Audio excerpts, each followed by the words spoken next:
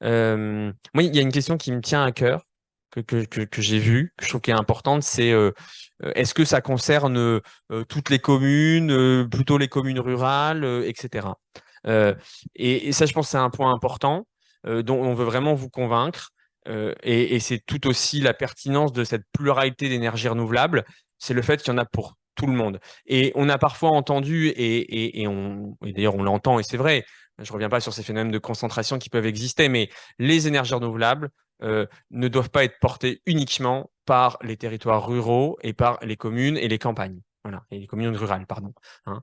Je parlais tout à l'heure de réseaux de chaleur, de géothermie, de PV toiture. Ça, et c'est la première fois finalement que c'est le cas. Parce que si vous réfléchissez finalement aux centrales nucléaires, aux centrales charbon, etc., dans l'histoire, c'était effectivement toujours les campagnes qui portaient cet effort-là. Là, pour la première fois, on a des énergies renouvelables où les villes, et les villages d'ailleurs, peuvent porter une part de ce poids-là. Et c'est pas qu'un poids, encore une fois. Ça va être intéressant. Je parlais de l'exemple des piscines. Bon, bah, les piscines des villes, quand même toujours intéressant que ça soit chauffé par une électricité qui coûte pas 300 euros le mégawattheure et qu'on est obligé de fermer. Voilà.